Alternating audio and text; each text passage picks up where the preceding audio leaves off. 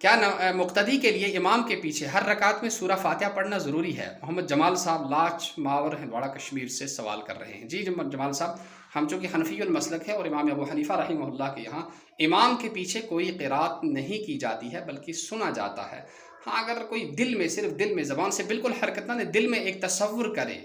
اس کا تصور کرے قرات کا، تو وہ کر سکتا ہے، زبان سے بالکل پڑھنا جائز نہیں ہے حنفیہ کے یہاں۔ اور ہماری جو دلیل ہے وہ بڑی مضبوط ہے۔ ایک تو مسلم شریف کی حدیث ہے جس کو امام مسلم نے صحیح قرار دیا ہے کہ الامام اذا کبر فکبروا، کہ جب امام تکبیر کہے تم بھی تکبیر کہو، واذا قرأ فانصتوا، جب وہ قرات کرے تو تم خاموشی اختیار کرو۔ اور دوسری حدیث میں آیا ہے قراءۃ الامام قراءۃ لہ، کہ امام کی قرات جو ہے وہ مقتدی کی قرات کے بدلے بھی مانی جاتی ہے، لہذا اور قرآن پاک خود کہہ رہا ہے وَإِذَا قُرِئَ الْقُرْآنُ فَاسْتَمِعُوا لَهُ وَأَنصِتُوا، کہ جب قرآن کو پڑھا جائے تو تم اس کو غور سے سنو اور خاموش رہو۔ اور ایک جگہ رسول اللہ صلی اللہ علیہ وسلم کے پیچھے قرات کی گئی تو حضور صلی اللہ تعالی وسلم کو دقت ہوئی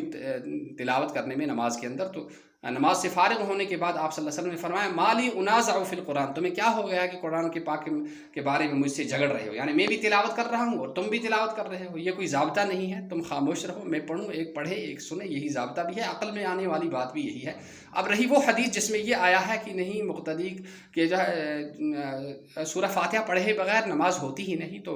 یہ جو ہے یہ مقتدی کے لیے یہ حکم نہیں ہے، یہ حکم ہے اس شخص کے لیے جو اکیلا اور تنہا نماز پڑھتا ہو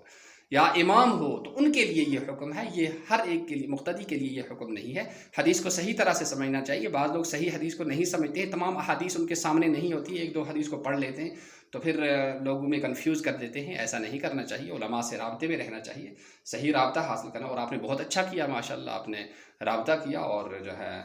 اپنے اس کنفیوز کو اور اپنے شک کو دور کر کے صحیح مسلک پر آپ کو اللہ نے عمل کرنے کی توفیق نصیب فرمائی۔ السلام علیکم ورحمۃ اللہ وبرکاتہ۔